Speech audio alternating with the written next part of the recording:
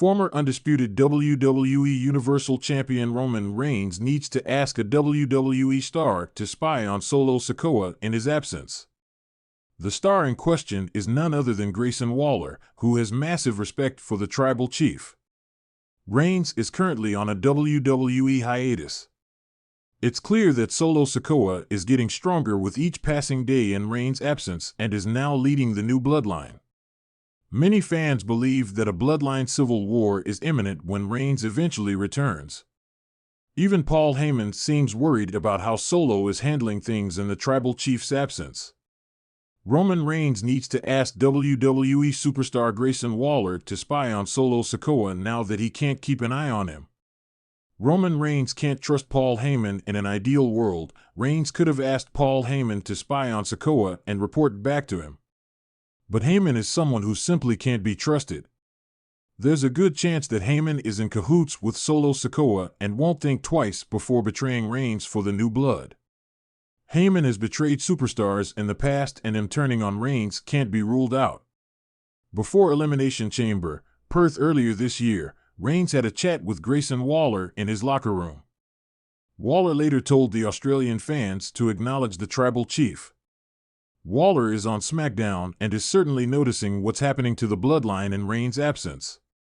Judging by Waller's previous interaction with Reigns alone, it's safe to say that he will be more than happy to help him and spy on Solo.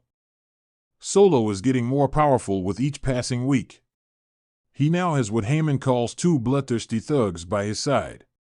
Reigns needs to know what Solo is planning to do next and if he is trying to bring in more people into the bloodline. If Roman Reigns doesn't act fast, it will be too late and the new bloodline could become too powerful even for someone like him.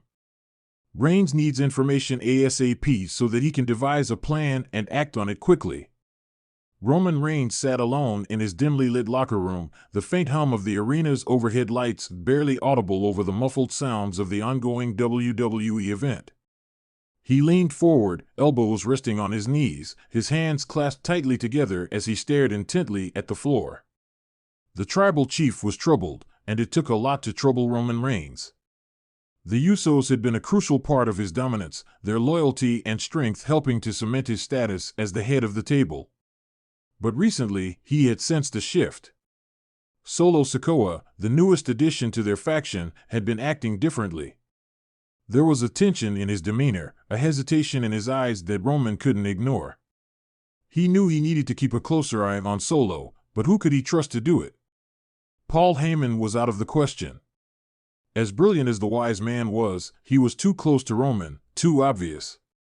He needed someone unexpected, someone who could blend in without arousing suspicion. Roman's mind raced through the roster, weighing his options.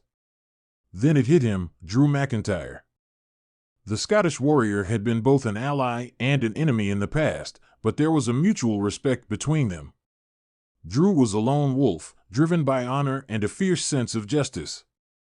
If anyone could discreetly keep an eye on Solo, it was Drew. With his decision made, Roman rose to his feet and headed out into the bustling backstage area. He found Drew McIntyre in the gym, sweat dripping from his brow as he finished a set of intense weightlifting. Roman waited until Drew noticed him, setting the weights down and wiping his hands on a towel before approaching. Roman, Drew greeted with a nod, a mixture of curiosity and caution in his eyes. "What brings you here?" Roman took a deep breath, choosing his words carefully. "I need your help, Drew." "It's a delicate matter." Drew raised an eyebrow, intrigued. "Go on." "It's about Solo Sikoa," Roman began, glancing around to ensure they were alone.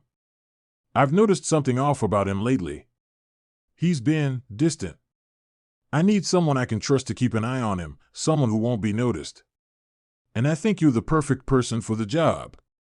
Drew crossed his arms, considering Roman's request. "Why me?" "You have plenty of guys in your corner." "That's exactly why," Roman replied. "They're too close, too obvious. I need someone who can move in the shadows, someone who Solo won't suspect." "You've always been your own man, Drew. That's why I'm asking you." There was a long pause as Drew weighed his options. Finally, he nodded. All right, Roman. I'll do it. But I'm not doing this for you. I'm doing it because if Solo's up to something, it could be bad for all of us. Roman extended his hand, and Drew shook it firmly. Thank you, Drew. I knew I could count on you. The next few weeks were a whirlwind of high-stakes matches and backstage drama.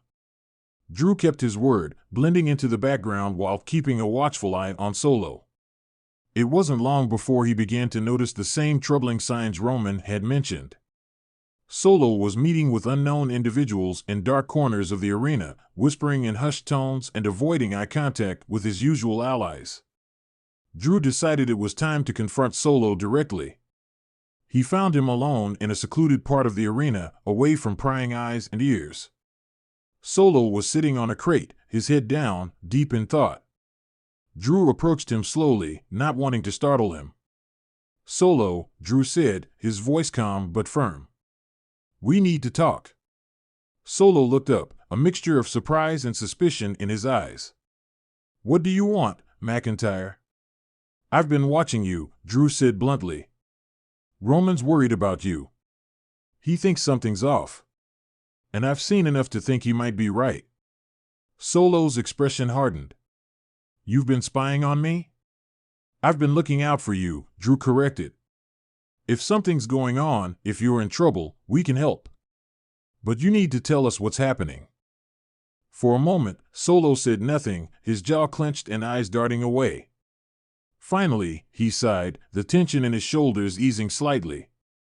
"It's not what you think, Drew. I'm not betraying Roman. But there are things going on that he doesn't know about, things that could put us all in danger." "Then you need to tell him," Drew urged. "Whatever it is, we can handle it together. But keeping secrets isn't the way." Solo hesitated, then nodded slowly. "All right. I'll tell him. But you have to promise me something, Drew." "What's that?" "Promise me you'll have my back," Solo said, his voice quiet but earnest. "No matter what happens." Drew placed a reassuring hand on Solo's shoulder. "You have my word." Later that night, Solo stood before Roman in the locker room, Drew by his side. Roman's eyes narrowed as he looked between them, sensing the gravity of the moment. "Solo," Roman said, his voice low and commanding. "What's going on?" Solo took a deep breath, then began to speak. "Roman, I've been approached by people from outside the WWE. They've been trying to recruit me, promising me power and money. I didn't say anything because I thought I could handle it on my own. But it's getting out of control." Roman's expression darkened. "Who are these people?" "I don't know exactly," Solo admitted. "But they're dangerous. They've threatened me, threatened my family. I didn't want to drag you into it, but I can't keep this up alone." Roman's anger was palpable, but it wasn't directed at Solo. It was directed at the unseen threat lurking in the shadows. He stepped forward, placing a hand on Solo's shoulder, much like Drew had done earlier. "You should have come to me sooner," Roman said, his voice softer now. "But your family, Solo. We'll handle this together." Drew watched as the tension melted away, replaced by a renewed sense of unity. For all the power struggles and rivalries, moments like this reminded him why he respected Roman Reigns. The tribal chief might be ruthless, but he was also fiercely loyal to those he considered family. As the three men stood together, a newfound determination in their eyes, Drew knew that whatever came next, they would face it together. Because in the world of WWE, alliances were everything, and sometimes, even the strongest warriors needed a little help from their friends.